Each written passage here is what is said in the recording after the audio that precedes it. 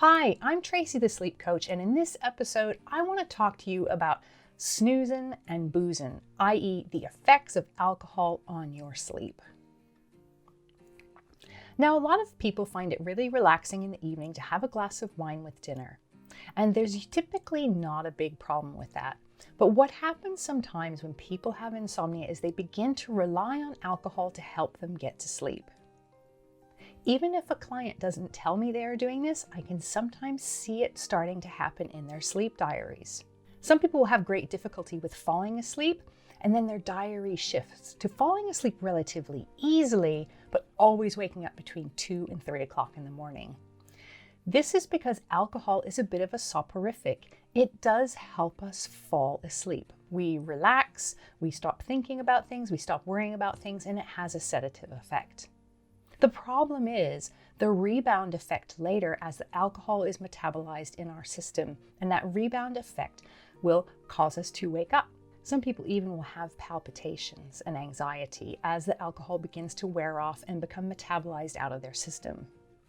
Now, some people think this is only an issue for people who drink a lot, but it is not true. All amounts of alcohol, even small amounts, will help us to fall asleep faster. All amounts of alcohol will also interfere with the first half of the night's sleep, which tends to be the most restorative sleep. And all amounts of alcohol will also interfere with later stages of sleep, particularly memory consolidation and REM sleep.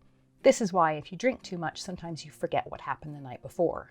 Studies have repeatedly shown that people who drink low to moderate amounts of alcohol have up to a 25% disruption in their sleep quality, never mind waking up in the middle of the night or maybe waking up early in the morning. And people who drink moderate to heavy amounts of alcohol have up to a 50% reduction in their sleep quality. And this is not just on nights when they drink. For both the low, moderate, and high level drinkers, this sleep disruption occurs even on nights when they are not drinking. So although it may be tempting to have a couple of drinks at night to help yourself get off to sleep, you are potentially creating problems not only with psychological dependency, but with physical dependency upon alcohol, and you could be potentially causing long-term harm to your actual sleep quality and sleep continuity. So although you may feel like you're gaining something by falling asleep faster, it is simply not worth the gamble.